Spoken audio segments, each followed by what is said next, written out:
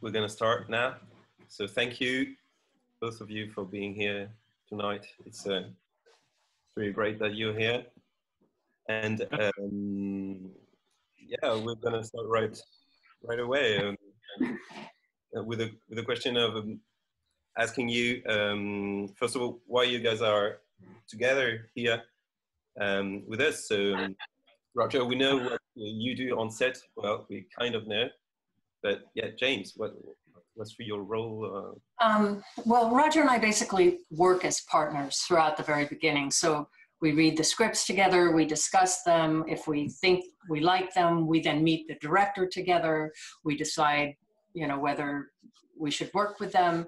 Then we go into prep together. We figure out what we need for everything. We start lighting diagrams. We talk about equipment, and then I liaise with the production department and talk to them about what we're going to need. And if schedules start changing, then I remind them, okay, that crane needs to be on a different schedule. But I also set up the workflow, the digital workflow. So I work with the digital house, how we're going to do it, what kind of formats we're using, and talk with production about how they're going to view it. And what our workflow is coming from the set into the digital house and then going back, you know, mag-wise back to them. And post-production. Yes, well, and that goes through into post-production. And as we're in prep, I work very closely with visual effects people, because nowadays visual effects have certain things that they need and they have ideas on how it should be shot, but oftentimes it's not the way that necessarily that Roger wants to shoot it. So I work with them and say, what is it that you're looking for? And then we figure out a compromise that works for them and works for us. And also it allows the camera to have a really close relationship with them throughout the shoot. And when we're shooting, I'm on the set, I see what's being shot. So in the morning, I hop over to the facility and I look at the dailies and I tweak the dailies if it's not quite what we were looking at. And then come back on set and talk with Roger and the director about what I've seen. So somebody's looking at it. Of course, the editor is also, but looking at it every day. And while we're on set, if the producers have questions about the following days or, you know, something we're shooting the next week, they'll come to me because they don't like to interrupt Roger because he gets so focused on what he's doing and everybody's afraid to stop him. And, but they'll ask me, and I generally know the answer, but if it's something brand new, I do have the ability to go over and tap him on the shoulder because we have a shorthand, and also because he can't snap at me because he's got to go home with me.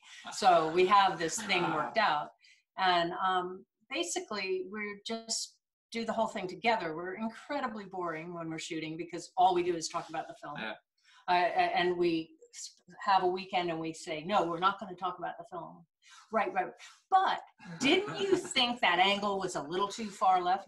I mean, we just get back into it all the time. But it's great because we're passionate about it. And it's also works for us because when you work on a film, it's such a high, intense situation and you make very strong friendships, and we know the same people because we're working together.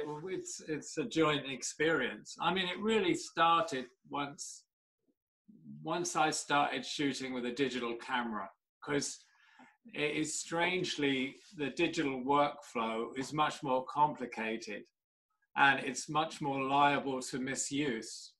So it really made sense that there was the two of us working together so that we had control throughout of the image. And it, you know, it's frankly, it was a lot of things that I couldn't by myself keep a handle on. Yeah, I mean, I was doing it when we were in film too. And if there's a DI and post-production, if the camera problems, if there's a camera problem during the shoot, I'll track it down and figure out what it is. You know, and I work really closely with our department to make sure they're covered and they have what they need. So it's actually a very efficient way of working, and it allows Roger to have the time to really focus on the visual and not worry about what the dailies look like, what the problem with the camera is. He knows that I'm going to go through with that. So. Okay. Yeah, so do the rest of the camera crew. You know, it's like, I mean, James is just a member of the crew. Simple as that. All right. So okay, so you guys are really working together on set and in pre-production, in post-production as well. Oh yeah. Actually, even more so in post-production. Yeah. I mean, James is James is pretty expert at all things digital and technology, and I am not. So she's very much involved in coordinating all the post work with the DI, you know, with getting in the DI and doing the final timing. I think one of the things too, when you're in the DI, that's so important is you need to keep in touch with the visual effects department, because you've got this reel, but invariably there are some visual effects that aren't finished in it, that might be at an early stage or might be almost finished. So I know, because I'm keeping track of it, and so I can say, okay, well, that one's not finished yet, but it almost is. They're only adding this in, so we could time it. But then if something's in an early stage, let's not even bother, because we're going to get it back again. And I talk with them, and I know when it's coming in, so we can schedule when we're looking at what reels. So there's actually a lot of coordination. And always there's a problem. There are problems that come up, and I get on the phone and say, listen, on this visual effects, there's a matte line, there's this, and, you know, make sure that everybody's aware. Okay, oh, nice. We've got a next question that is about the fact that Blade Runner, the one you did, is a sequel to the first one. So we wanted to know, after having worked on several features with Denis Villeneuve, how do you work together when working on a new project? Do you have visual references or colors references or musics? How do you work together? Yeah, well, the thing about Blade Runner, I think it was Denis' hesitation about taking it on, and mine, was the idea that it was, you know, a follow-up or a remake, or had to have some allegiance to the original film. But actually, when we first talked about it, that was one of the things that we said, no, this is its own movie. It has some relationship to the first film in terms of story, but we weren't in any way trying to replicate or try to imitate or in no way did we feel we had to connect to the first film. I personally, there was no way I could anyway. I mean, I don't like Jordan Cronenworth does, and so I wouldn't even attempt that, you know. And so we started off with a very fresh approach. And really, it was important to Denis that it be its own story, that it would stand on its own. Then he's a very, very particular filmmaker, and you know, he makes very personal films. Actually, he's fairly unique in the way he approaches it, his style, and you know, his take on a story, isn't it? Yeah. And what was fun about Blade Runner is that way before we shot, way before we went up to Montreal, and Denis was finishing cutting Arrival. So we had this hotel room, and when Denis was finished, like around 1 o'clock or something, he'd come over and we would sit and we would talk about what this world was, because we were designing a new world. Do they have newspapers? Do they do this? Do they do that? So that was a really fun experience, except for the fact that we never got out of that hotel room. Yeah. That was kind of bad, but it's kind of was a precursor like to now. Really, yeah, right. Yeah, no, we were there. We were there a couple of months on and off. We'd come back to LA and then fly back up to Montreal, stay for a while. And in the morning, sometimes we'd work with Sam, the storyboard artist, and we would do sort of sketches of not scenes really. We would sketch ideas for sets, for worlds. And as James said, then in the afternoons, Denis would come around and we'd spend the afternoon talking, and maybe we'd go out for a drink in the evening or something, and it just sort of built up like that. It was great because it was a time of no pressure. Yes. It was just a time that we could just kind of talk, and anything was possible. And then Dennis Gassner came up, and he was brought into the mix, and it just developed like that. And then I think it was early in January, we started kind of doing some scouting and actually spent a bit of time in London looking at different architecture in London. And then we went to Hungary and Slovakia and a number of places, really looking at buildings and structures and trying to get a sense of this sort of the world that Denis wanted to create, really. So it was a very concentrated, but not kind of high stress kind of development at that time. Yeah. All right. Of course, then when we ended up and we had to really choose where we were going to go, and we needed somewhere with stage space. So we had to make that choice quite early on, really, because we had to get stage space before other productions took it away. So then we decided on Budapest, and that was partly because Ridley had suggested it would be a good place to shoot, and we scouted it and we found enough locations that said, well, okay, we could get locations here, which we needed to do budget-wise. We needed to shoot a certain amount on location. We couldn't build it all on sets, and but the bits that we couldn't create or couldn't find as locations, the ideas that we'd found from, you know, scouting London and places, the sort of architectural ideas and visual ideas, some of it then we could build on stage in Budapest. So yeah, let's say it was quite a wonderful way of actually prepping a film and just imagining anything you wanted, really, you know.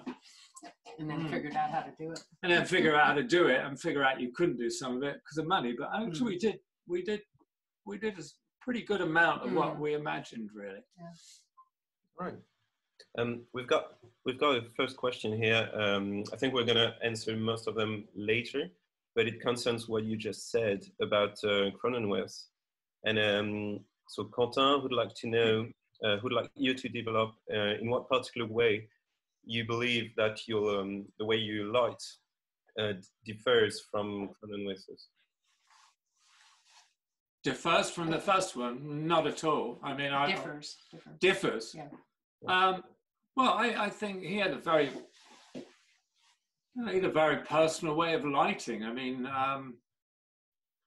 I don't know, what would the difference be? Hard lighting. Well, his style of lighting was more hard edge for sure, more graphic, kind of a little bit more punky, I would say, than my style of lighting. That's wrong to say it's the style of lighting, my choice for that film, really. You know, films are strange. They sort of take on a kind of world of their own. They just kind of develop, and I didn't start off thinking that's the way I'm going to light it. It just kind of, you know, you think of these worlds. We thought of what does Las Vegas look like, for instance, and Denis liked the idea of it being red.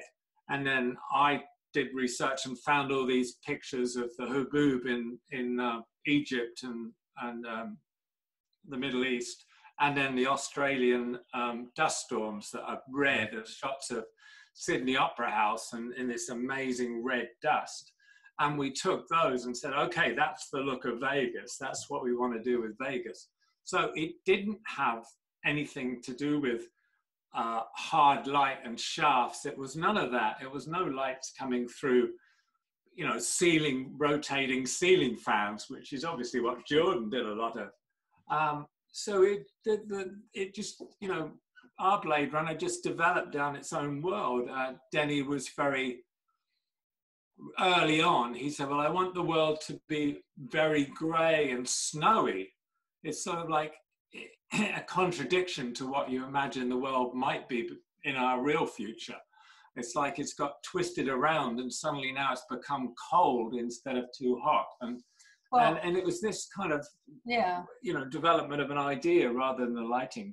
Right, right. And also you had asked about whether there were picture references in the beginning, and we did pull a bunch of picture references, because remember, was it Shanghai and the pollution? It was Beijing and Shanghai, yeah. I mean, some of the images that struck us early on was these pictures of Beijing, and it was like in a blue twilight, smoggy landscape, but there would be this great big sign that would be in magenta or something. In the distance, in the distance. So it was these one speck of color in this incredible grey, foggy, awful looking universe. And that kind of informed us, because we had a lot of atmosphere because we were building that up, and then pops of color here or there. Yeah, that was a really key a key reference for us, actually. Yeah, that and the red of Australia and the dust storms, and gradually built it up. I mean, there was one scene that I found some references from a stills photographer who'd actually taken photographs of naked characters covered in honey. Now that might sound strange, but I found another series of images that was a fashion show where all the models were draped in clear polythene and hung on walls. And tell them what that went for. And what you used it for. And that used for the sort of crash, the birth of the android.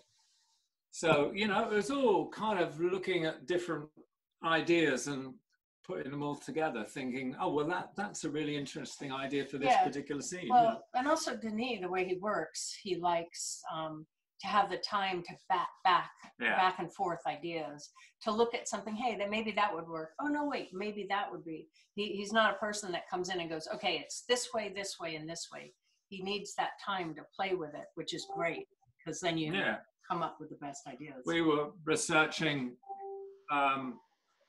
brutalist architecture, for instance, and came across James Turrell's work, which is about kind of little skylights and letting the sun come in and patterns of light within a big concrete space.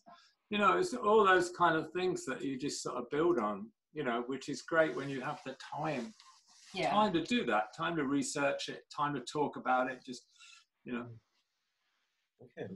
And how did you decide on the shot list for this film? Was it you three with Benny, or only Denny? Yeah, we worked with two different storyboard artists, and we're sitting in the hotel room, and then we were sitting in the production office in Budapest. And by the time we came to finalize all the sets, we had a pretty good, strong series of storyboards of the whole film. Yeah. Okay. Yeah. Bah, enchaînons sur une séquence. On enchaîne, on peut. So we're gonna start talking about one specific sequence of the film, which is a Cypress Farm. What really interested us in this sequence is that it seems that you mostly try to light interiors from the outside throughout the film, and even throughout the movies that you made. And in this sequence, at Cypress Farm, you managed to get a lot of contrast in the room. And even though we read that you made the set designer add a window, but anyway, there is a lot and lots of contrast in the room. And so we wanted to know how you built this atmosphere and to make it match the outside, even though it doesn't have anything to do with it. And did you have to get some bounce inside to see the faces properly, or did you just work with the lights and then with the movements of the not having windows. Yeah, well, I mean, the development of this set was kind of interesting because it kind of keyed off the exterior. And to build the exterior world, we decided just realistically we would put the exterior on the back lot of our studio complex in Budapest. And so they actually machined the back lot, so we had the biggest possible flat space to build this house on, and then surround it with containers with blue screen on them. But it was pretty wide space. And then we talked about the interior once we got the design of the exterior, the feel of the exterior, we talked about how we were going to do the interior. And at first it was discussed that we would shoot that as a composite set on the exterior, on the backlot. And in a production meeting, I said, I think that's not the way to go, because by, you know, just logistically on a schedule, we needed to shoot in gray light you know, we didn't need to shoot it on gray, cloudy days. And, you know, if we were going to the interior, chances are we'd be trying to shoot the interior on a sunny day because we couldn't shoot outside. And I said, that's going to be death. It's going to be death trying to create the feeling of a gray exterior on an interior set on the back lot with the sun out. So, okay, everybody took that in their stride, and they said, that's fine. We could build it it's a cheap set. We'll do it on stage. And it was the last set we shot, actually. And the whole idea of it, the look of the interior, was that there's no power, there's no electricity. I wanted everything lit as though it was light coming from the exterior. And originally, Dennis designed it, Dennis, the production designer, designed it, and the art director designed it with only 2 windows and a doorway. And Denny had seen this kind of referenced yellow plastic doorway. I forget where he saw it now. It was on some utility structure in Montreal, I think. So that's where the idea of the yellow came from, the doorway. So he didn't want the house to look like a traditional nice little, farmhouse. He wanted something odd and kind of out of place about it, and to reflect the idea of the hostility of the environment. So that's where the yellow door came from.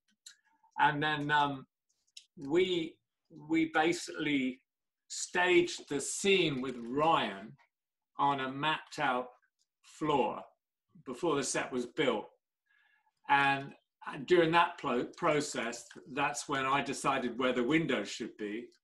So then I went to the art director and said, well, I need more windows. I need a window by the kitchen sink. I need a window over here so I can put Ryan sitting in that chair with his back to the window, so he's a silhouette. And I really went for those positions, knowing the staging of the scene. So, once I'd done that, basically it is lit from the outside. I had no lights inside. Where you look out the window, it's actually a big sheet of white, and I'm bouncing light from left or right of the frame in order to get it in towards the character, but so the lens is not looking actually at the hot spot on the white backing. So and then on a couple of close-ups, I might have brought a bit of white bounce, a little bit of poly or something inside to do a particular shot, but it was very little. I think when Ryan was sitting in his chair by the window, there was a little bit of bounce material put on the cabinet to his left, camera right, and it's just like it's on the face of a cabinet, so the camera doesn't see it, and the light's bouncing off it just to get a bit of light wrapping around his face. But I felt, I really wanted it as dark as I kind of felt I could go, really. Which meant when they were doing the stunt portions, we had to make sure that they fell so their head was in the light. Yes. Because there wasn't a lot of light there. No. So. But I mean, it's great working with somebody like Denis, because he really embraces that idea. Okay, we don't need to see them. That's all right. That's okay. Sometimes you work with a director and it's, maybe not. But Denis really willing to go the whole way, so it's great. It's great to be able to do a scene like that. It is actually my favorite scene in the movie, and it's the last one we shot, so maybe I had a lot of practice doing all the rest of the film by the time we got there. Well, it's also good to do something smaller. And I like, it's small, but it was also very delicate, because it was all about Ryan's face, really, and the mood of it. And And it's interesting to go back to talking about the difference between that and the original Blade Runner. I mean, it's totally different style of lighting, totally different. But that was fueled by the fact that the exterior was this flat, grey, Icelandic world. In fact, it was Iceland because we shot helicopter shots in Iceland. So basically, the whole landscape, apart from the immediate surrounding of the farmhouse, all that landscape was shot in Iceland and patched into our backlot set. And so there's no place for hard shafts of light and, you know, that kind of thing. But I do think it has a similar mood in a funny kind of way, you know? It has this, you know. Intense light, even though it's very diffuse. Yeah. So talking about the diffusion, I think everyone noticed that the whole film is kind of wrapped in mist, smog, rain, and snow. And that creates lots of different kinds of diffused atmospheres. So we wanted to know, how do you control such volatile elements and keep sort of a continuity for the film? Is it mostly done in post-production, or do you No. That was a big discussion in pre-production, how much we could do in post. And I mean, I'm obviously a bit of a in-camera freak, but some of those things you can't do. The interaction between the atmosphere and the lighting, you can't do that in post. I mean, you can do backgrounds and stuff and get away with it, but to do the immediate surrounding for the actor, we were all, I mean, this is totally this was totally built. All of this is in camera except for the far background. But the trick was each set demanded a different approach. For instance, this set, this big cafe, what was it called? BB's Bar. This was all misters. We're actually creating a fog in the stage. And I'd done that a number of times on other films. I'd done it with the Coen brothers on a film called Lady Killers. And I'd done it a couple of other times. Did it on, what was that Vadim's film? House of Sound and Fog. I'd done it on a big set. There was an interior-exterior set there, which was set in the fog. I mean, it was called the House of Sound and Fog. And so BB's Bar, we used misters to do it. But for the scenes in Vegas, for instance, the exterior scenes and in the penthouse, we used smoke because it was more controllable. And I didn't need the kind of look that you get from misters. You know, I didn't want the people kind of damp, but I wanted that on the exterior. Then when we did the actual, it was an exterior of Kay's apartment that was on location in Budapest, in downtown Budapest, which was a huge rig for night in the middle of a city. It was quite impressive, really. But there was no way we could do it all with misters. So some of it is misters, mobile misters, blowing it across. And a lot of it is just smoke. Which was, I was a bit nervous about because you're in the middle of a city and you're blowing all this smoke around. And then other places we actually used snow machines. I mean, it was actually, some was real snow on exteriors, you know, ice machine. Some were blankets. And some was blankets. And then some on stage, we couldn't do actual, some of the foreground was ice machines. And then the background's done with kind of composites of paper. So it's all a matter of talking them all through and using a specific approach, talking it through with the effects guys, like, you know.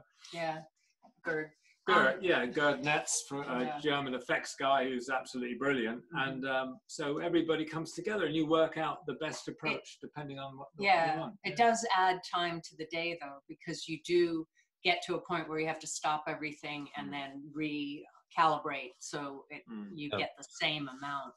In a scene. I mean, Kay's apartment here, there's just now and again, there's a very little bit of smoke used. We didn't use any misters in this. you know, there might be, I think there was a mister on the exterior for some bits, but this is just a very, very light haze. There's very little going on here. This was all stage, and that's a fake perspective exterior, obviously. All right. So model. The exterior is a model. Kind of, yeah. It's like, you know, half scale because it's meant to be further away, you know. Okay. So to continue with the Las Vegas sequence scene, we really wanted to know how you prepare for such a location, because it's huge. So did you, again, work with so visual references for the outside, you told us, but for the inside, how did you do to plan for it? Did you team plan, or what is it? Well, the Vegas, well, again, it was a matter of storyboarding it, but some of it we couldn't storyboard without knowing the location, because when it was tricky. It was like finding the initial ideas of how he walks into Vegas, the ideas of the big erotic statues, the bees, which came from James, you know, all those ideas, and how that, you know, really we were storyboarding the sequence, and it was kind of like Denis writing it at the same time as we were doing it in pictures. Then we had to figure out what was the main structure. Where was Harrison Ford living? And what ended up in the film is really rather different than the original script. Right.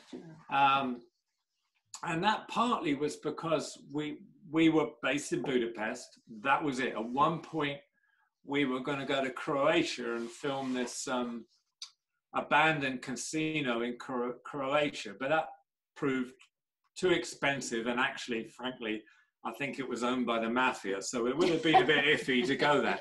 There was lots of reasons we had didn't enough go. troubles. We had enough troubles without that. And so we basically used somewhere in Budapest that had been used a lot before. We'd scouted it a number of times and dismissed it. But then Dennis Gassner came up with a way of kind of integrating it in the Las Vegas world. And although it's a kind of quite classical, you know, Greek architectural building, it was the old stock exchange, I think, in Budapest at one time. But Dennis Gassner found a way of integrating that into the world of the city of Vegas in a kind of nice way.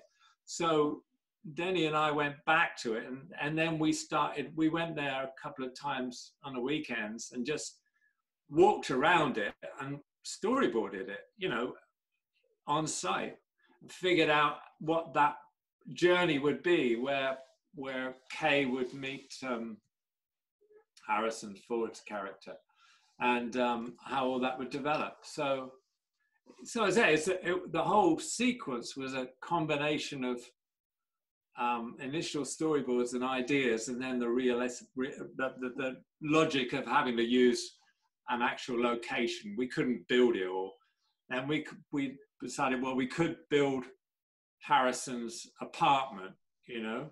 So then you break down what we're going to shoot on that location and what we're going to shoot on stage. How can we do him walking through? How can we do the approach to the city?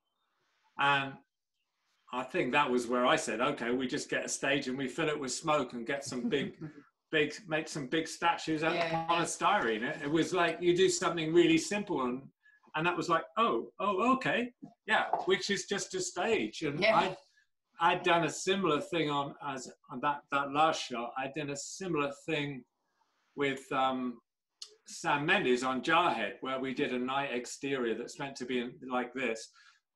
Night's meant to be in amongst sand dunes at night in the desert, and we just painted a backdrop and painted a floor to fit into the backdrop. So all this is done on stage. Now there's a bit of CG work that wasn't built.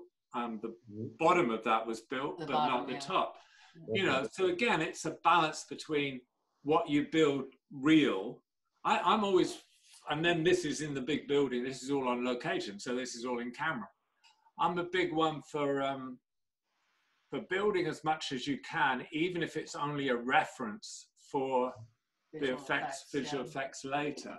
And there was a good instance of this is the, again, in Harrison Ford's apartment, out the window, we had big painted backing that had, you know, different landscape of Vegas. And it was painted as though the sun was rising and the whole thing. And I punched a light where I wanted the sun rising. I created the sun with a big spotlight. Anyway, it was all kind of in camera. But in the end, the effects went in there and they started painting that to make it even more realistic than it looked with the backing, because the backing was only 40 feet from the window maybe. So sometimes it wasn't perfectly realistic. So it's a wonderful combination because they have the basis of the look and they have the light and the balance of it all. So all they had to do was go in and just paint the edges and just give it a little bit more three-dimensionality. So I always think that's a really nice way of working. I thought it was great how that worked. And it's also the more that you have of the surroundings and what it's going to look like, the more you're helping the actor. Everybody, because Harrison knew where he was living by being able to look out the windows. Yeah, and you help the editor and director when they're cutting because he's actually there, but it's just going to be tweaked afterwards. So, I mean, the whole film, in a way, was a lovely balance for me between actually what you do on set and then taking it into effects work and finessing it. Yeah, it's really good. All right. About that, there is a question maybe ask about the sequence in Las Vegas. Ariane is asking, how did you get this orange color? Is that colored lights, filters? Or did you get so many shades in this monochrome? Well, then again, that's interesting because you break down the scenes and the locations and then say, what is the best approach for that particular location? So we did a lot of testing, colors, a lot of gels, and I set on a gel pack that I liked, that were just lighting gels that I'd shot tests with in front of the camera or on the lights. And then I asked the guys in LA I know to ask Tiffin to make some camera filters for me that were exactly these colors, but in different densities. And then, so I could then say there was one situation, for instance, where Ryan's walking amongst the big statues and the bees, he sees the bee, comes to the bees. Well, all that was on stage. So that was lit with like 100 or something space lights, I can't remember, a big space light rig. And I thought, well, I don't want to gel all those space lights. That's hugely expensive in time and time really to do it, and cost of the gels as well. So I thought, well, I don't need to. What I can do that with a filter on the camera. And then what I did, there's in the scene, there's the orange light, but there's also a yellow light coming as a slight backlight in the sky, which is done. So the basic orange light is the if you're holding that a minute, that's basically space lights with a gel on the camera. But the yellow light that's above Brian's head there, that color shift, I got a whole row of maxi brutes, and they've all got green gel on them. So actually it comes out as being slightly yellow on the final result. But on the scenes then that we did in Harrison's apartment, or in the stock exchange building, those two shots there, all of this was gels on the lamps, because I didn't want, if I put a gel on the camera, the whole thing would have gone one color. But there's actually a whole variety of gels used in this situation. The basis is the same gel pack that I'd made camera filters for, but also some of these lights have lesser of the red and more of the yellow. So I wanted that kind of variation, especially to give you the sense that somewhere out in the gloom, there's a sunrise, you know? So it was really just depending on the situation. And I say the big stock exchange building, location work, that was all gels. The whole, yeah, all the light here is something I'm creating. There's no real daylight doing anything. Here we're looking out towards big white reflectors that are actually cutting off the natural light, but allowing me to light and control it. And that was all lit HMI, but all the windows had the gels. The gels weren't on the lamps because of the wind and the conditions outside. We actually gelled all the windows, which was actually more economical because it was easier to gel the windows, and we were putting diffusion on the windows as well. So basically that's how we did that. I mean, it was hugely expensive, but it was more practical than doing it on the lights. So, you know, you figure out what's the best, the most efficient and economic way to do it and give you the best result depending on the situation, you know? And I got another question about this sequence, and mostly in general, how do you work and how do you control skin tones in such colorful environments, for example? I mean, I'm not sure if I do control them. I mean, the skin tones are basically a product of the light, really. I mean, I don't remember doing something specific to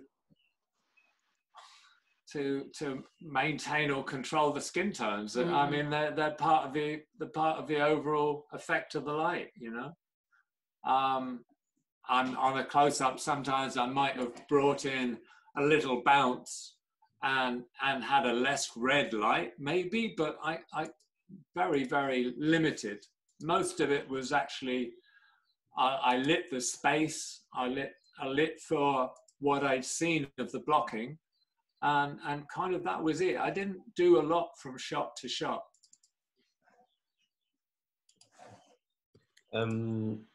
We would have liked to know about the use of colors in the film, because throughout the film there are lots of shots that make use of a very saturated colors, just as with ceux.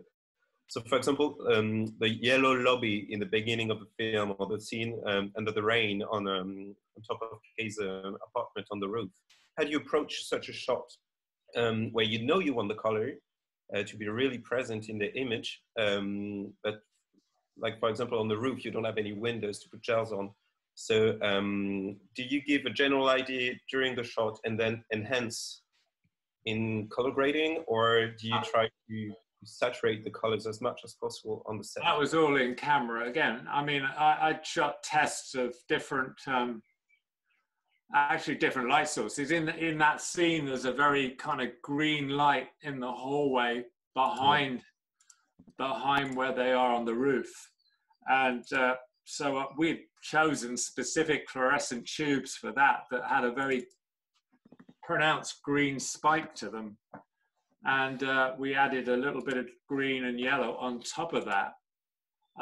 You know, so yeah, no, all those colors were kind of ones we'd played with in prep, but also in our pre-light. You know, I had the one great thing about being. Put this up? That's right. Okay, yeah, that's great. That's great. Okay. One good thing about being on a stage in a studio complex like we were is that as these sets were being built, I could go, with Billy, my gaffer, and Christian, I could go and look at these sets at the end of a day shooting with the art director and say, well, yeah, that's great, but maybe could we do such and such? Could we put fluorescent strips up here that were blue, like in this shot you see up in the tower to the left? Here they're green. So there's that contrasting color. So a lot of this was gradually built up. These fluorescent fixtures are exactly the same as we used on the exterior of Kay's apartment on location and in the hallway. So it all kind of ties together with the same, not only the same architectural looking fixture, but with the same color of light, the same feel of it. So it ties the set to the location, you know, or the two sets together and the location, you know.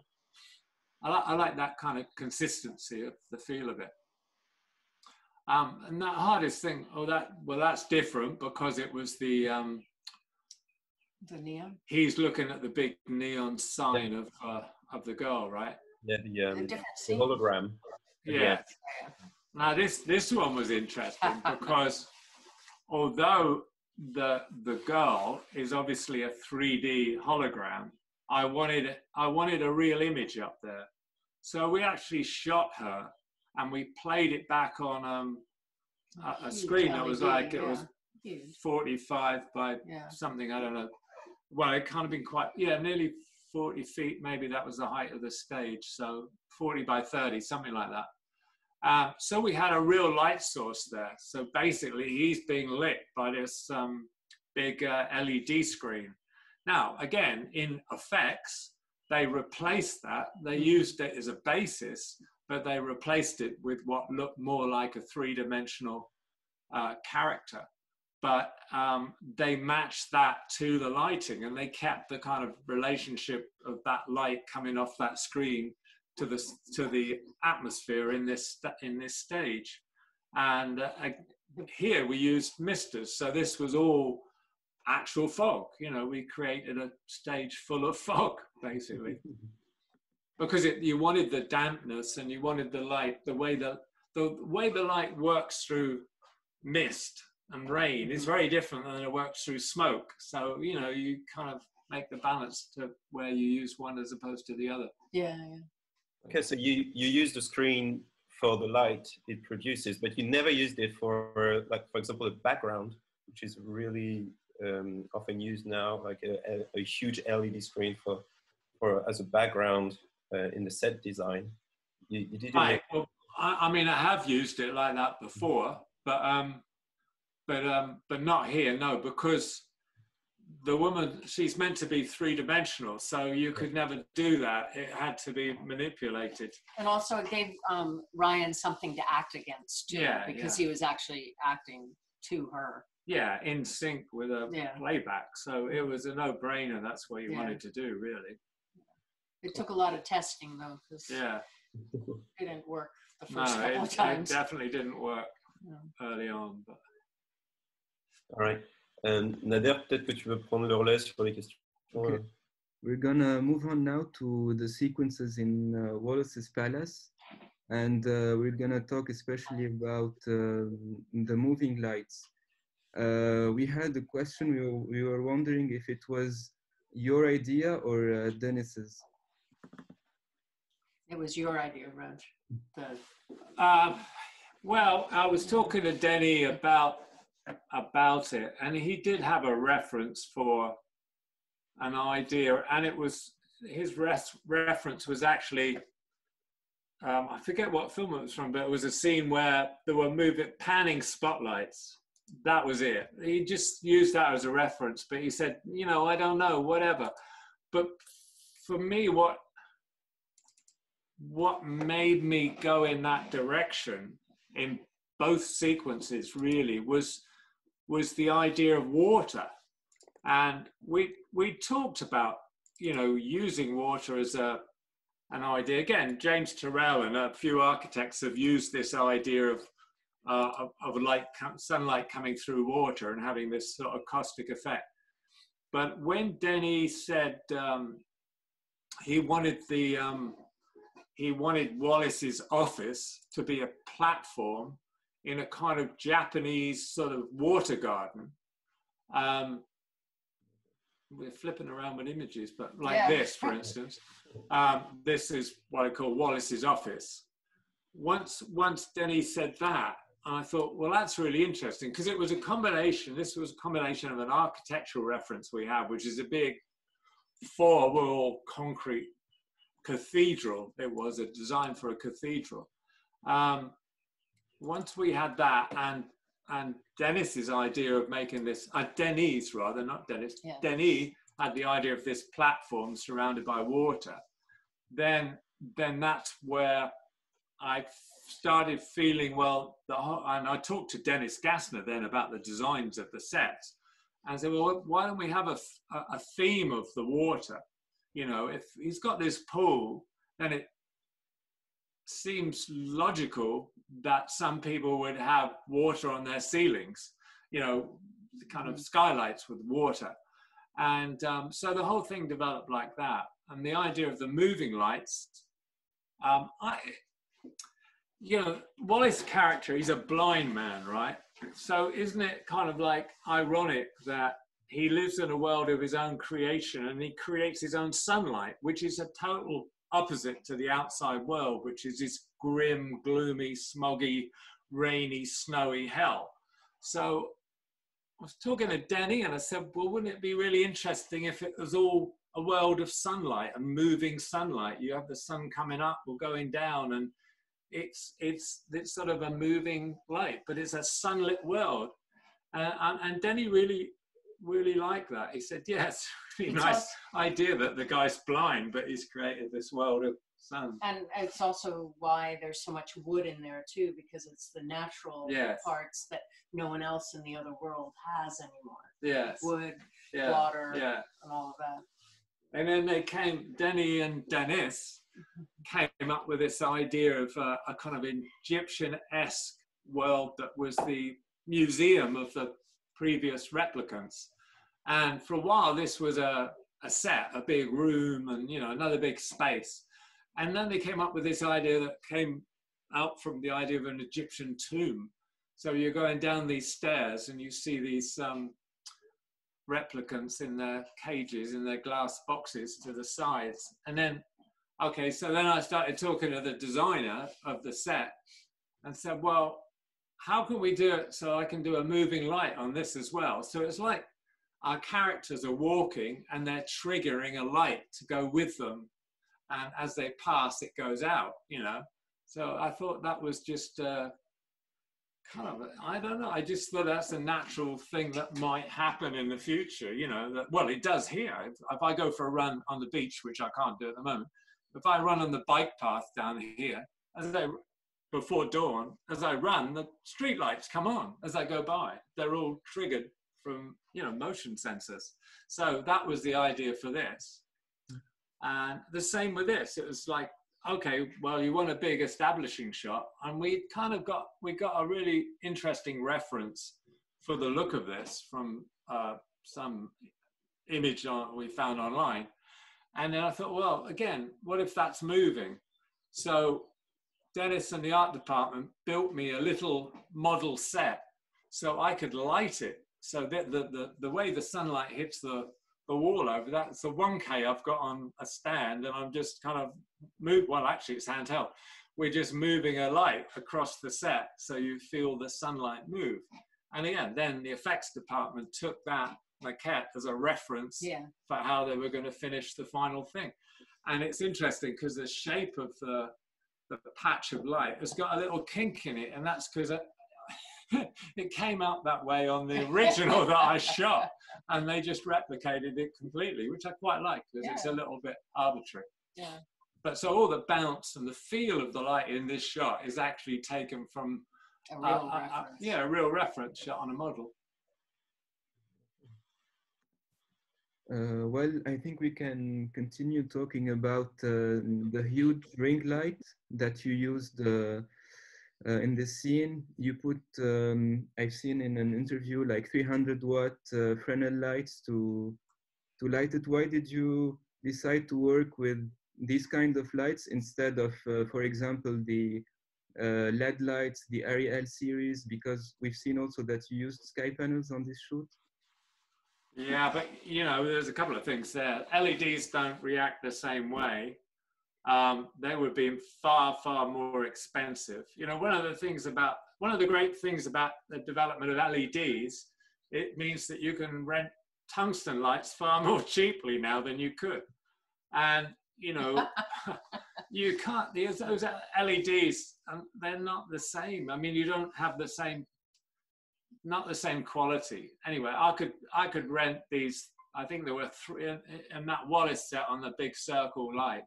There were 300 odd lamps, little Fresnel lamps there, betweenies. That 300 lamps to rent and to wire up and, you know, cable up to a dimmer and have them all chasing. It was a big old production to do it. And it would just made much more sense to do it with conventional lights that were very cheap to rent, frankly. And I knew what they would do, you know. I knew that they would get warmer as I dimmed them down. So I knew I'd have that color shift between the little bright patch I wanted in the middle that traveled around it and that wonderful soft fall off you get when you dim them down consecutively, you know. So it was like 3 hot lights and then they would just fade off the next 10 lights either side. So you had this wonderful moving soft light. No experience of doing that with LEDs other than as a sort of flat wash of soft light, but I needed something controlled because I didn't want to light the background. I just wanted to light the characters. I wanted the light to fall off really quickly so that, you know, what's his name? Wallace, when Wallace comes up to Harrison, that character's name, Deckard. When Wallace appears and comes forward Deckard, I wanted him to come out of being a silhouette and then come into the light. So it needed to be quite focused, you know, because I wanted the separation between that and then the caustic light I put on the backgrounds. So, you know. And another thing that mattered in that scene is because we were working with Denis, you could ask him and say, is this the blocking and are we sticking with this blocking? Because if the blocking had changed, then you might be playing it all in the dark because it was either dark or it was light. And Denis could commit to that and say, yes, I want this. Yeah, it was brilliant, really. I mean, what we did actually, I asked Denny early on, I told him what I was going to do. And we shot a test with some electricians and we had lights on stands. And we shot a test of the look of the moving light. Very, very simple with about 25 lights or something. And I talked to Denny about it. And it was hard because he was really busy at that time. And so I just showed him one evening. I said, this is what I'm thinking of doing. Is that okay? He said, no, I love it. I love it. Right, great. I mean, we've worked together. A lot of trust. But I said, really, Denny, I'd really like to have a rehearsal when Harrison and Ryan are here, because I don't want to put this rig up and find they want to stage it somewhere totally different. We really got to be in sync because this light is it's going to be very dependent on where they are, how I focus them. So he said, okay, that was great. We did have a rehearsal and we'd storyboarded it before we rehearsed, and I mapped out on the floor where I thought the chairs should be and how it was roughly staged. And we rehearsed it and it was kind of like that, changed a little bit, changed it around. And then I marked the floor. We marked the floor exactly how they'd rehearsed it. And I said, you know, Denny, that's kind of going to be it, really. I'm going to set the lights to that. And it would be a double of a thing trying to change it on the day, you know. But he was great. I mean, he was really great. And so that's what we did, you know. And the same with the other scene, you know, that was the night scene, as I call it, with a big ring. But the scene with the moving lights was a similar thing, how you introduce Wallace. The first time we see Wallace, you come up with the character Love, and there he is in silhouette against a sort of moving background, sun passing across the background. And then as he stands up and comes towards us, this sort of light comes up in his face. So, I mean, again, you storyboard it and say, well, that's it. You know, a lot of actors want to do something else, but I'm sorry, but kind of that's it. I couldn't have green beds. I couldn't have all the lights up to give me all the opportunity to change it. It was this rig or nothing, you know. And it was a huge rig to put up, and obviously it was a big deal. But, and there are directors you couldn't have done that with, because even if they had said yes, you would be restricting them. They would feel on the day, and they might want to change. And actors as well, and it was really great because both Jared, not Ryan. No, Jared and I just said Ryan. I mean, Jared and Harrison, they were really great because Well, Jared couldn't see anything. Jared was funny because he was playing the character and he had contact lenses, so he couldn't see anyway. So we could say, start here and walk that way. He had no idea. It was fine. But I mean, they understood what I was doing. And, you know, so that was a great experience to be able to do something that was kind of risky and then and have Denny embrace it and work with it. And then in the cutting, he worked with it even more, because instead of cutting in continuity of the move of the light, sometimes he would cut so there was even less light than I was imagining there was going to be. So he'd cut on blackness to blackness, you know. It was really good. That was great. There's a question about like, how did you synchronize it and time it, the shot reverse shot?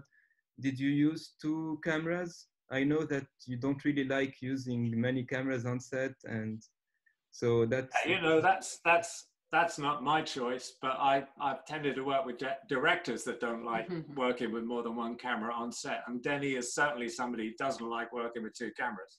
I don't think we've ever done it. No, I don't think we've ever worked with 2 cameras. Maybe it was 1 exterior one time, but no, I can't remember us working with 2 cameras. Maybe a little bit on the trash mazer stuff, but no, certainly not on this. Time it? I mean, it was just a matter of rehearsing it and looking at it and saying, okay, well, let's time it so Harrison turns around as the light's coming this way. Well, and also the lights were programmed, so that's your constant. Right. So just make sure that you get the actors in the right place. It was, yeah, programmed, but then it had to have a pretty consistent speed. So once the light went off a character, it was a while before it came round again. So really that was Denis kind of balancing it with the performance and thinking, well, okay, that if it's in a backlight now, then I'll cue him here, and then, you know, so it was everybody working together, you know, which is great, because you don't often have that opportunity to be, take something that risky, you know. It was fun. Everybody really enjoyed it. I remember I got a picture of Denis sitting at lunchtime, sitting in the middle of the set, and I left all the lights on because you turn them off, something would have gone wrong. So they're all kind of chasing around all lunchtime, and he's sitting there going through his script. He was loving it.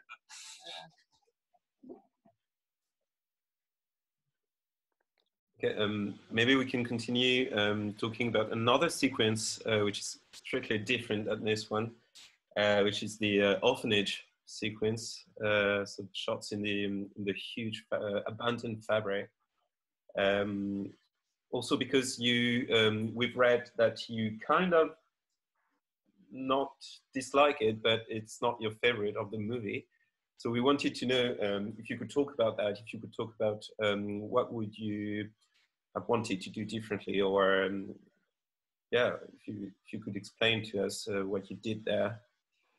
Yeah, I don't know. I never got this right, I don't think. I don't know what I would have done. You know, I felt I love the sequence that you just, where Ryan comes in the door with the kids at the beginning. Is this you? Yeah, this is my mistake. Yeah, go ahead. Just keep talking. I love the sequence where Ryan comes in the door and he first meets the kids. But in the big dome, I never quite figured I got that right, and I'm not sure what I would have done. Because, you know, it was that, maybe I was completely obsessed with the idea that the light outside is this grey, flat, ugly landscape. You know, foggy, smoggy, rainy, the whole thing. So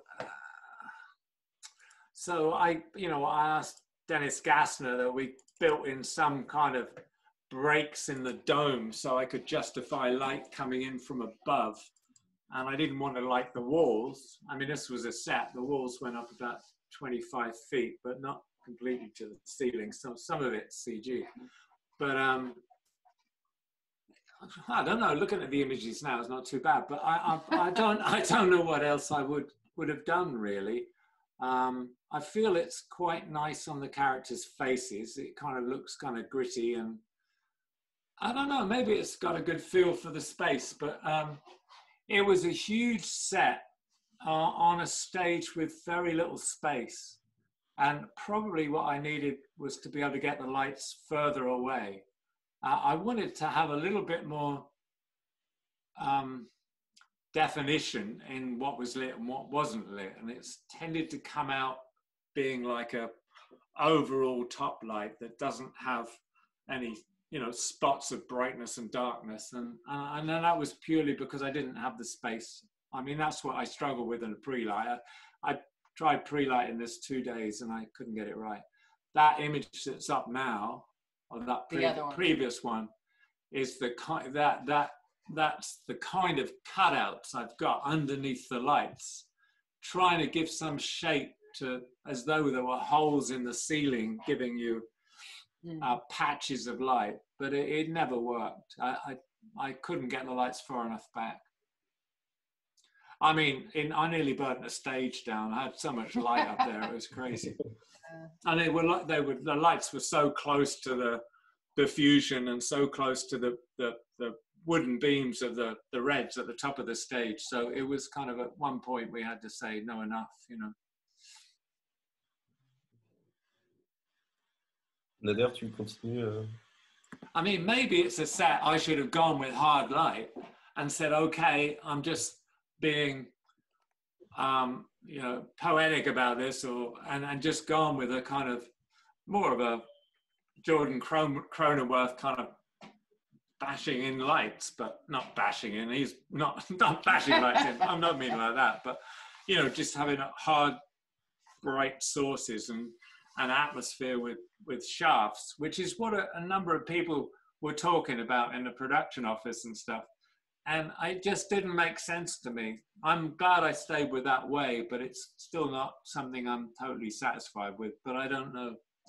Also, the other thing about it, it had to match the location. Yeah, it had to match the next set we're on, which was actually an abandoned power station location. So, you know, you couldn't do one, or you could, but I didn't want to do one with these sort of streaks of graphic hard light and then suddenly be in a world that was kind of lit by natural daylight, which it had to be, because there's no way we could have done it anyway else, not without huge amounts of money. So, you know, you kind of work to the, compromise, but you work to the continuity of the piece as much as anything. Yeah.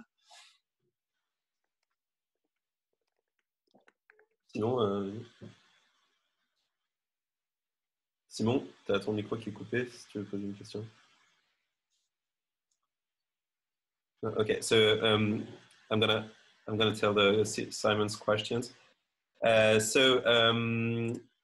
Yeah, you talked about having hard light or soft light, and we've noticed that in many shots there's this illusion of a very bright, unique source, so light source that's very far away. For example, in the most recent feature in 1970, when the church is burning, so there is the illusion of a very bright light coming from one direction. And so we wanted to know, is it something that you try to have in most of the sets you're working on, or is it just something that comes up at some point and you go for it because it seems to be the right decision? Yeah, I mean, it comes from the script, really. I mean, the burning church in 1917, we did discuss whether there should be a lot of structures on fire, and when Sam and I were talking about it, we said, well, it's going to be more graphic if it's one central, you know, the cathedral's on fire, but the rest of the city we don't really care about. We put in one more fire later on that I needed for the last part of the sequence, but you know, we talked about it and said the idea of this one fire and the darkness around it, and so you get this light coming from one direction. You get this quite simple kind of light on a face, or the way it lights an alley. You know, it's a very simple graphic look rather than having multiple sources. So, I mean, it's just something I suppose I like, but it's usually dictated by the script, not by something I'm doing. Okay. To change completely the topic of discussion, we could maybe have a little bit of insight on the fact that you shot spherical. You shot this movie with spherical lenses at an anamorphic ratio, so that's COP ratio. So could you maybe explain to us why you chose to still shoot spherical lenses? I've always shot spherical, even when it's been widescreen. I'm not a big fan of anamorphic, I suppose, as simple as that. I mean, for me, early on, it was the size of the equipment. I mean, I would shoot a widescreen film with a, you know, Arri BL and my Distagon lenses or whatever, and compare that with a Panaflex with anamorphic lenses. It was like the scale, just the ergonomics of it, the scale of it, which is, but I'm not a big fan of the look of anamorphic, frankly. You don't like flares? I don't like the anamorphic flares. I'm not into flares. I just like the feeling of a spherical lens. And I suppose that comes from my documentary background or whatever. I don't know. It just feels more natural to me, spherical, as opposed to anamorphic. I've never shot an anamorphic film. I mean, I've shot a lot of tests and this, that, and the other over the years, and there was one film that I was hoping to shoot with Joel and Ethan. I was hoping to shoot that anamorphic, but then the film collapsed. So I don't know. Yeah, I mean, I think Denis shot Dune anamorphic because Greg. Oh, right. I think they might have shot anamorphic. I can't remember now because I think Greg likes it. But I mean, I remember we talked about Blade Runner after Sicario, and then he said, "No, I really like the look of Sicario. Why should we change?" So we just went with that look. So I mean, say he might have been shooting, and I think he was shooting anamorphic or some anamorphic on Dune, you know. I had a more personal question, maybe. I just wanted to know,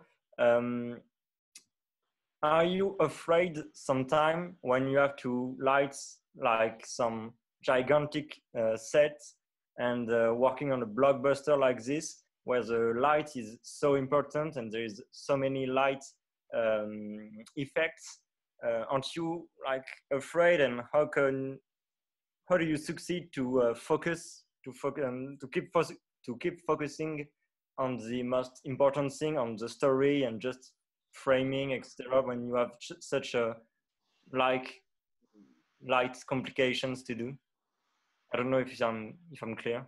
Yeah, no, I get what you're asking. I'm a very nervous person. I wouldn't say that I'm ever afraid, but I am very nervous. I mean, because you push yourself to try and do something that's the excitement of it, isn't it? Pushing yourself to do something. You also always look for the simplest way to achieve what you want, which helps when you're on the time when you're trying to frame it and everything. You've got less to worry about lighting. Yeah. I mean, the wonderful thing about working with somebody like Denis or Sam, or is that the Coen brothers, is you have a very concrete direction where to go. So very early on Blade Runner, for instance, or Sicario, whatever, I had an idea in my head of what that scene should feel like, and then James and I spend a lot of time together, kind of thinking, okay, how are we going to make that? How are we going to create that look? And then I'll talk to my gaffer, or whoever it is, Billy in the case of Blade Runner, and Christian, who is our local Budapest gaffer, and say, well, this is what I want. And we draw plans together, James and I, and like you see on the lighting diagrams, and then I go to the gaffer and say, well, what do you think? Is this going to work? And they might have some suggestions, say, well, no, you need more here, less here. Maybe that won't work. What if we do such and such? So I usually have a lot of prep period to be able to get feeling pretty good about it, because I'd say in the beginning of prep is a lot of nervousness, like, is this going to work? I mean, I know for Wallace's office, he would wake up at 2 in the morning and go, no, I think I've got it. Wait, what if I change this and this? So that all of this worry goes into it before going on the set. But if you're really prepped by the time you go on set, then you can focus on the things that actually happen on set, which is something changes, or the actor wants to do something different. I mean, I remember I changed for instance, I changed the size of that ring. Well, there's 2 rings. I kept changing the size of them. And I was looking on my computer. I had it all mapped out on a computer in not 3D, but diagrammatically in 3D. And trying to figure out how it was going to work. And then right before we ordered the lights, I said to Billy, 650s, I need them dimmed down. It's going to be too much. They're actually not as far away as I thought. Can we use 300s or whatever it was, betweenies instead of tweenies? So we changed the order and made sure we could get those lights. So then it's like it doesn't matter how much prep you've done though, until I walked on that set. And Steve Matty, a dimmer operator, had this kind of thing slowly moving. And I walked in and saw it and realized, okay, it is going to work. Because I'd never done it before. Until I walked on the set and saw it, then that was a really exciting moment. Because I thought, this is going to work. This is fun. Now it's fun. Now I know, actually the thing broke down a few times and Steve dimmer system broke down. It was not his usual one, frankly, but so we had some hiccups, but just to know it was going to work was fantastic. To see something, it's the thrill of it, really. If you don't stretch yourself, if you don't try for something, then you don't have as much fun, do you? When it succeeds. Sure, it would be pretty awful when it fails, but thankfully only the orphanage is the only one I feel I failed on. Maybe we can skip to the questions that were written on the chat. Donc si vous voulez poser des questions, on va faire ça maintenant. All right.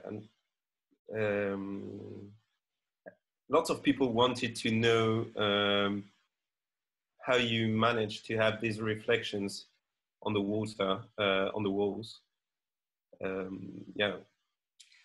tell them about testing. Yeah.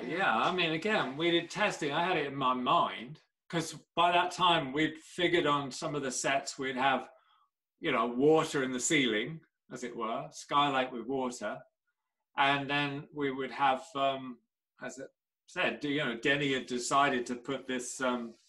Wallace's office to be a big platform in a Japanese type style office. And so we tested, simple as that. I mean, I just got a 8x4 pan of water and tried it with tried a few different lights to see how big a spread I could get and how sharp the caustics would be. And we just tested. And it was funny, what surprised me is we ended up using 10Ks, which just seemed like the most simple lamp, but I would have thought, I mean, we tested with spotlights and all sorts, but it ended up, the 10K was by far the most efficient light and actually was sharp enough at that distance, because it was all about the distance of the light from the water, which was probably 30 feet away from the water. So, by the time, so that distance, it was more or less a point source. So although we started testing with what they call bad boys, big spotlights, the problem with the spotlights were they didn't go wide enough. And then the edge was very sharp. And I didn't like the look of that. You got the caustics, but then it had a sharp edge almost to it. So the 10K was a really good balance between having a soft edge and a sharp light. So, we just built on it. When we actually came to the pre-light, we'd put the bars up where the 10Ks were going to be, and actually we added a 10K on each side because it wasn't actually the spread wasn't wide enough on the width of the wall and everything. So, you know, it's something that you kind of, you test when you have the idea in your head, and then you sort of build on it as you develop it, you know. Right. And there's another question for you, James. It's about how are you credited in for these films? The credit that I take is a digital workflow consultant, even though I do so much more, but just to have a credit helps. And we use the word consultant because if you use coordinator, you come under the gaze of the unions. So it's just easier and more free. Because for a long time I did it without a credit, which would take a couple of weeks for the production to figure out what I was doing. And this way, since I come in now at prep and everything, they get it because I've got a title and a small salary. Okay. There's an interesting question that is about aspect ratio. How do you frame for both 240 and IMAX? Well, I mean, that's the other thing about not shooting anamorphic, frankly, is that, you know, on Skyfall and on Blade Runner and on 1917, you basically shoot in widescreen, but then you've always got the top and bottom on the sensor to go to the IMAX. So we're always thinking about protecting to 190. So we figure out in the beginning, are we doing an IMAX release? If so, then we're framing for 240, but we're watching 190. And we also let visual effects know that when they're working, they've got to go out to 190. Yeah, I mean, so actually you end up with better quality, I think, actually, you know, for IMAX, doing that way. Yeah, which is, why we do, because we go edge to edge and then just let them. Yeah, I mean, it's better than, you know, it's better than squeezing, you know, cutting the edge of the anamorphic frame, because you don't have the original frame anymore. The IMAX is actually a squeeze. We're generally not as keen on IMAX as, for many reasons, as the original. But what was interesting in 1917, we were quite startled, as was Sam too, by having that top and bottom. When you're going through the trenches, it makes it feel more claustrophobic. Yeah. So we actually quite liked it on 1917. Sometimes it worked quite well, but I mean, I think, you know, I mean, it's obviously, it's a business model, but I would prefer not having the two different versions myself. I think I'd rather go with one format, one framing. I'll tell you the version that we really don't like, 3D. Yeah, the 3D Blade Runner. So for Blade Runner, we had to do it, and we were working on the regular release and then probably Dolby and stuff. And it got to the point, and Denis just said to us, you know, I hate it too. Will you guys do this? Yeah. Denny didn't even come and watch it.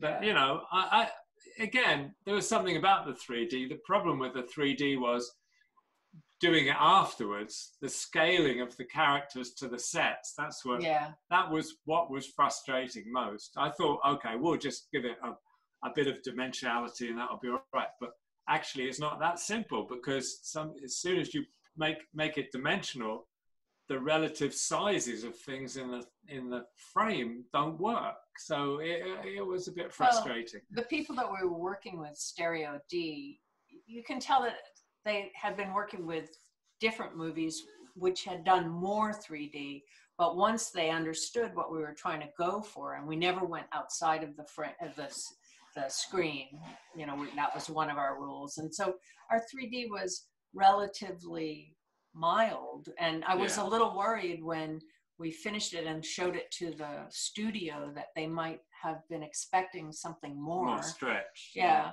but they were fine with it. I mean, I didn't think the end, it didn't look too bad. Yeah, it wasn't bad. It's you know, sometimes with effects and 3D, it's because they can do it, they stretch it too far. It's like, it was like the other interesting thing about the effects work, thinking about the some of the exteriors where they were putting in backgrounds, especially when the K's flying to the trash maze, you know, amongst all the kind of broken city. Some of the effects teams, even those doing the models, kept putting in backlight. And Denny and I would watch it and go, what is that? Or somebody would do a photo, you know, a reference drawing or picture for a scene, and there'd be a sun in shot. And he kept saying, no, that's not the world. That's not the... But they would say, but it looks nicer. Yes, it looks nicer, but it's not the same world as we're trying to create. And there's always this problem, I think, of trying to maintain a consistency, especially where you're trying to create a film that looks horrible. You know, yes, it would look better with a backlight. Yes, it would look better if you had a sharp ray of light coming down. Of course it would. But that wouldn't give you the overall feeling of the whole film, that whole claustrophobic kind of feeling of this lowering sky and fog, smog, you know, rain, snow. You know, you would destroy what you're really trying to achieve, I think. But there you go. I got another, like, quite personal question. I'd like to know your point of view about the different scale of shooting. For example, do you think you have more freedom on a film like this, on a blockbuster with a lot of money, or on a small crew? Well, what is your point of view about this different scale of crew, for example?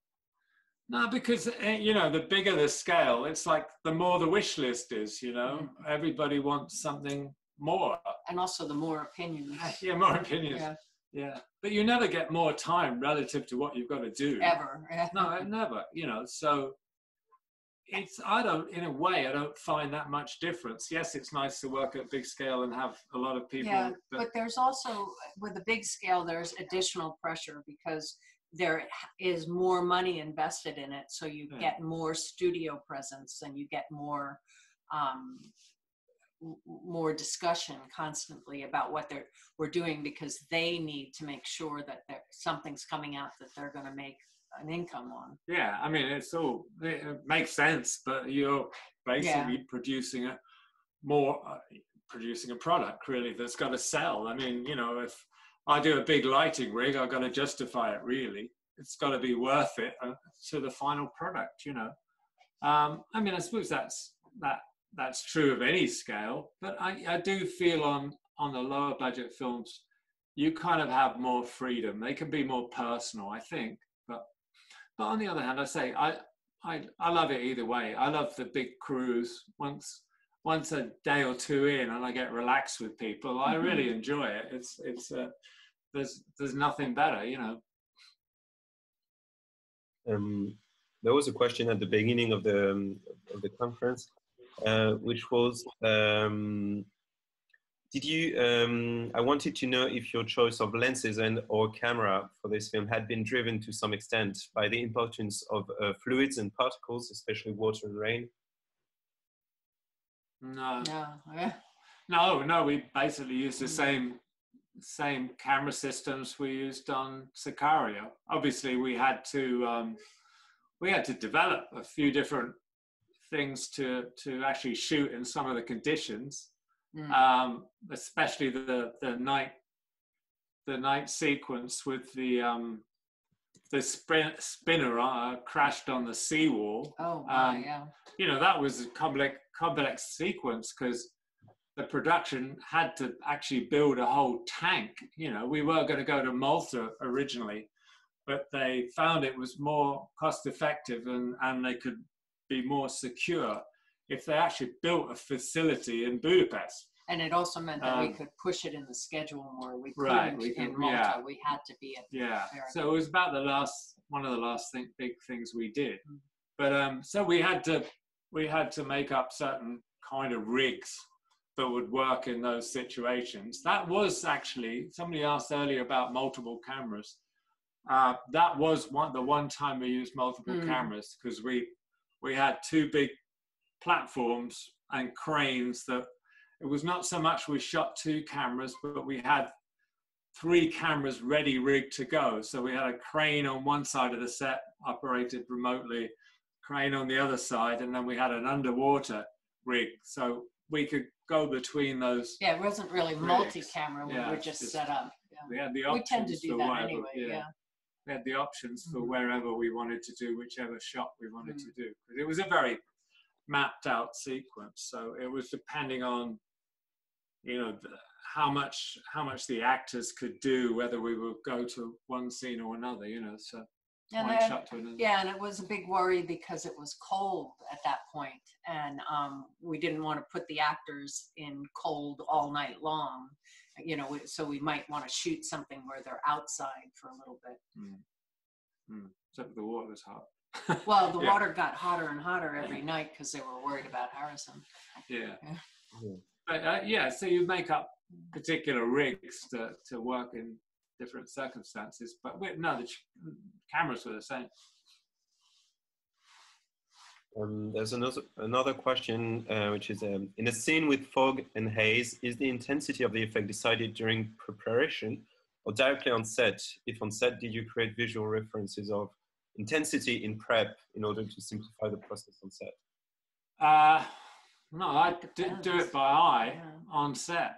You know what you have in your head, how you want it to look. I mean, we did do a test of that. We did a test for production, frankly. I didn't feel a need to do it, but we did a test because there was some skepticism about whether it would work, frankly, in that way.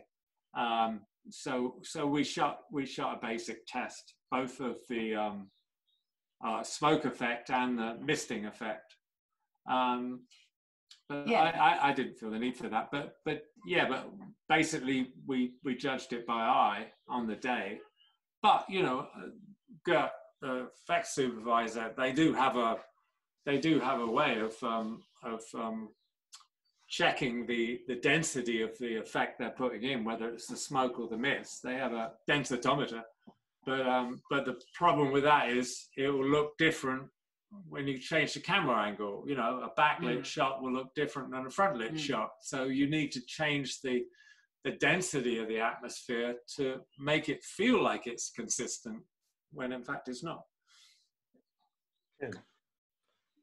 There's another one. I know that your love of painting first led you to the Bath School of Art and Design. Does this interest still feed your inspiration when you imagine the atmosphere of the scene? Sorry, say that again. Could you repeat that? So the question is, I know that your love of painting first led you to the Bath School of Art and Design. Does this interest still feed your inspiration when you imagine the atmosphere of a scene? And who are the painters who inspire you today? I suppose, I mean, I did love painting and I used to paint, but I think when I went to be quite honest, I went to art college because I didn't know what else to do. I mean, it wasn't necessarily because I was thinking of being a painter, though, I mean, I didn't have anything else in mind. Didn't have a clue what I was going to do, actually. But yeah, I love painting. My favorite painter is Edward Munch, really. I don't know how that relates to what I do.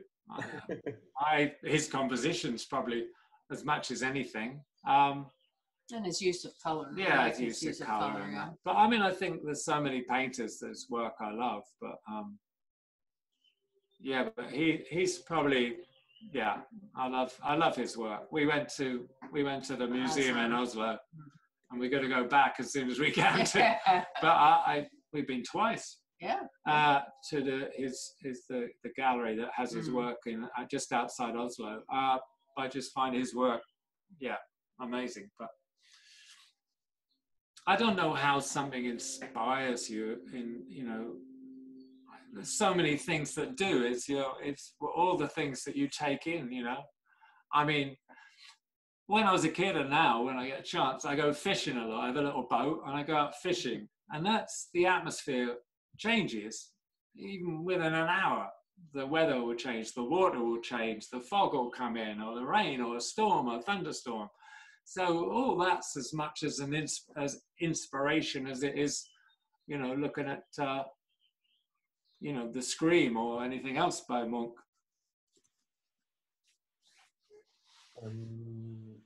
Oh, there's one which is how do you react when people talk about a Dekins style, like about the silhouette shots, for example, that you use on your film?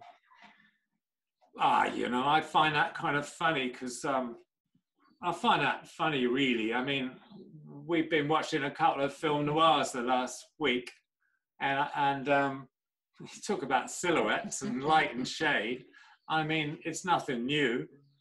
It may be something that people don't do so much of now.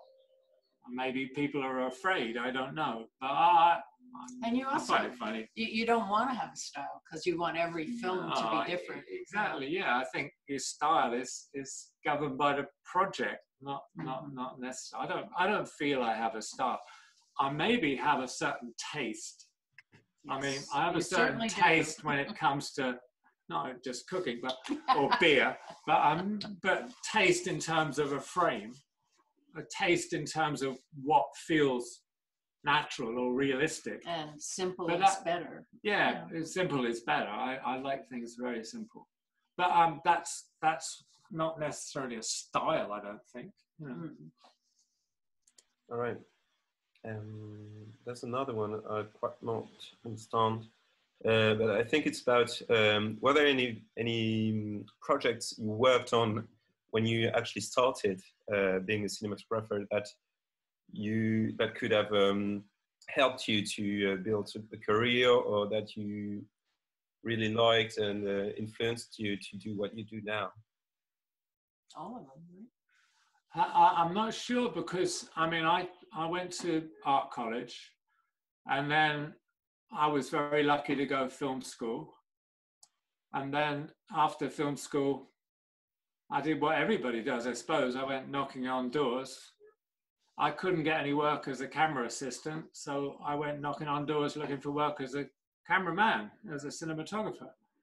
And I started getting work. So everything from the first little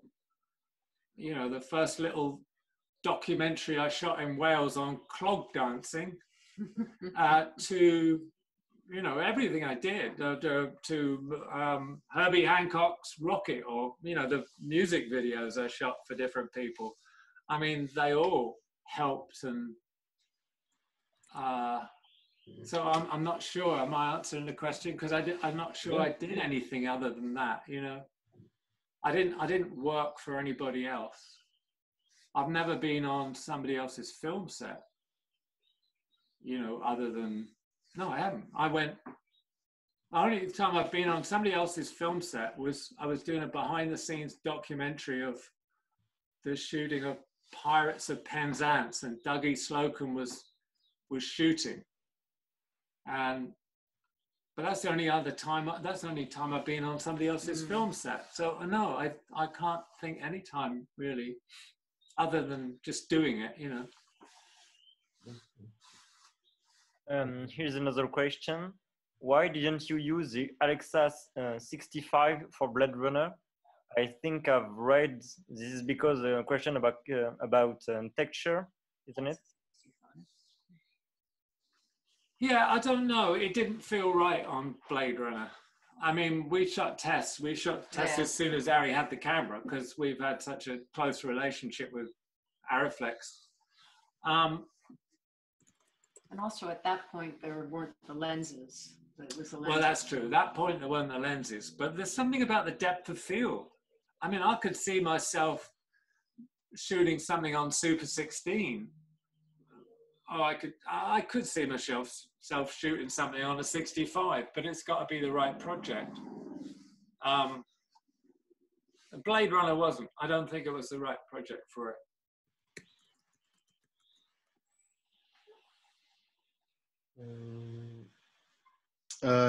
So we have a last question that we ask to all our guests.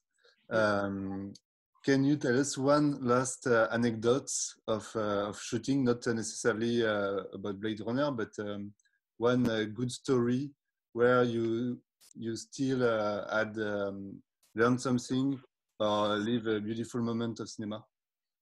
The best anecdote I've got that I tell quite often is like when I was working on a film of 1984 with John Hurt and Richard Burton, and it was Richard Burton's last film, sadly. He died a week after finishing doing voicing. But on his, like, I think it was probably his second day on the set, the AD came around and said, Mr. Burton would like to talk to everybody at the end of the day. And so we all were really nervous. We thought we were going to get a bollocking, frankly, because we had no idea what he's going to say to us. And so at the end of the day, we all stood on stage, and Richard had a tiny little caravan, nothing like they have here, a tiny little caravan. We all gathered, and he came out, and it was quite emotional. He said, I just wanted to thank you for one of the most great days I've ever had on a film, one of the best experiences I'm having on a film.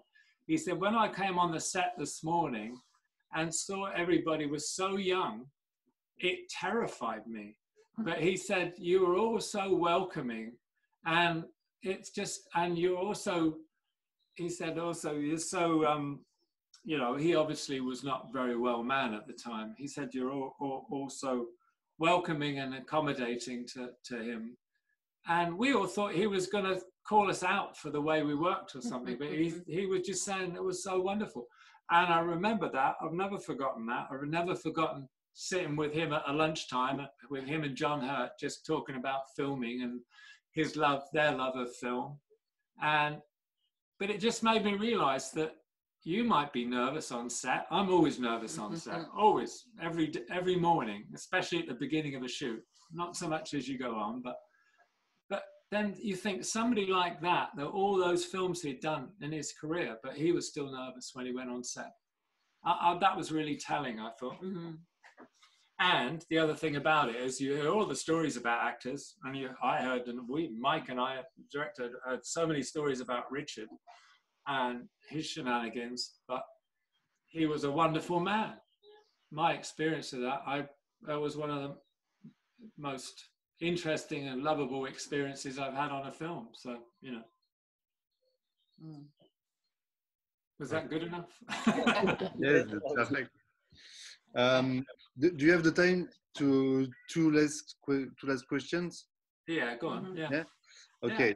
Yeah. How do you work on computer animated films such as How to Train Your Dragon? Oh Lord, that's a big one. Yeah, that is a big one. You'll have to. We're doing a podcast. You'll have to listen to our podcast. We'll tell you exactly. Because we were doing it. We were doing a podcast with Dean DeBlois, the director of those films.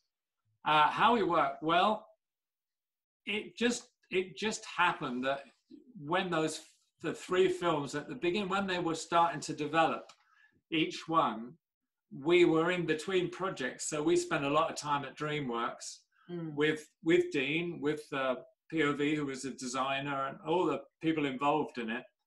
And, you know, doing what you do on a live action film, talking about the scenes, talking about camera style, talking about the colors, the sets.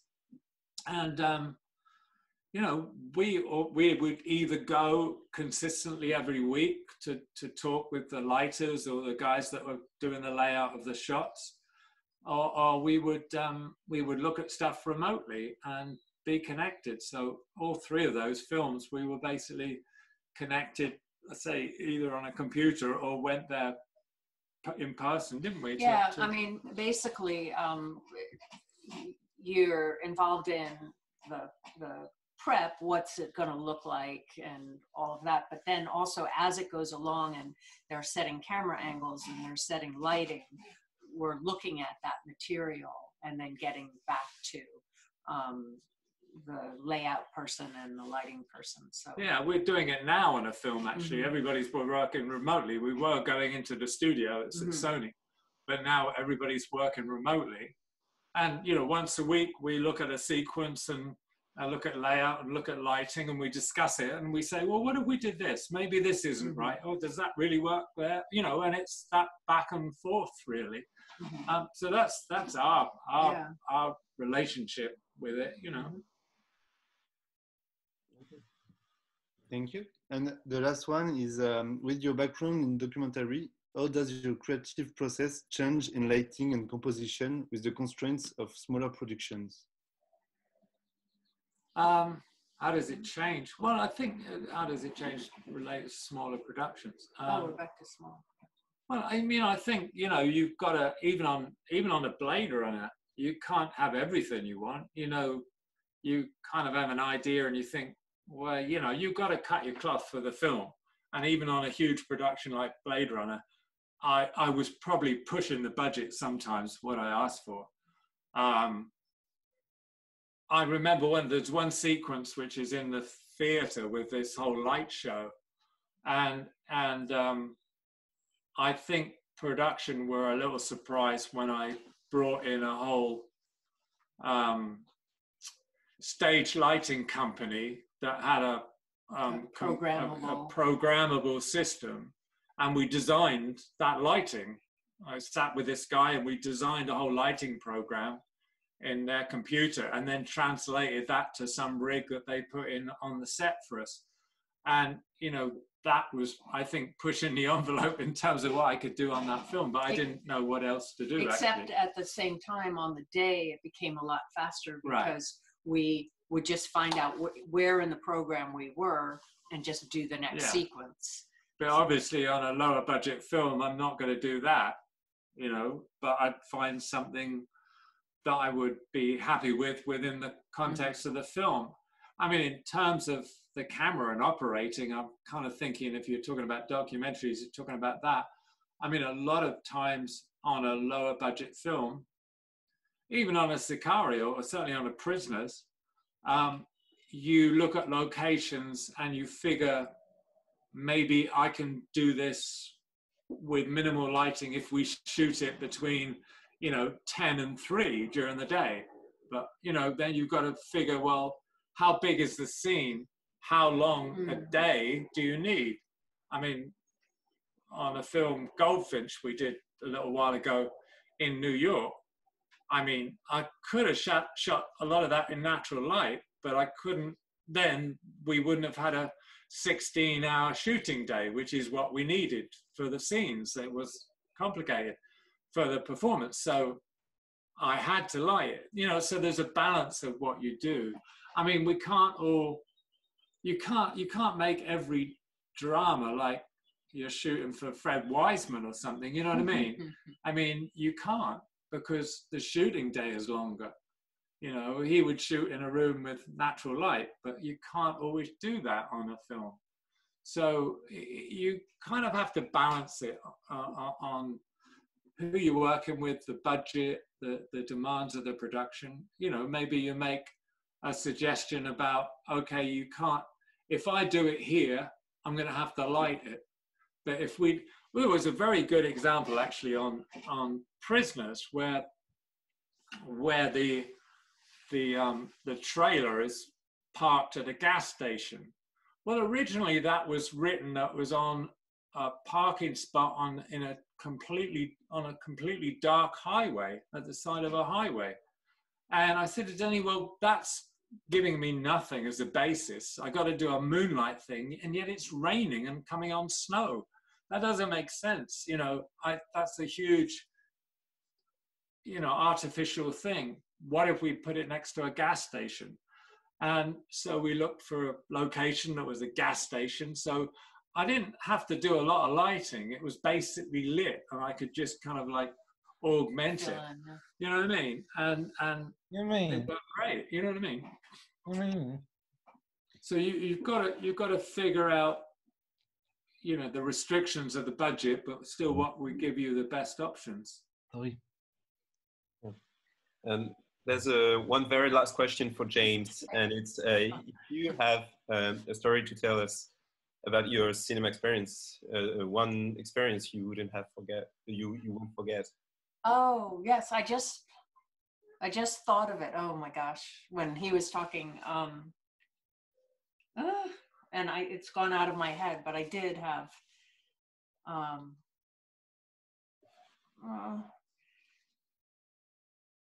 I can't remember. I'm sorry. It was in my head. Oh, specific memory. Yeah, something that was really moving, but I can't remember.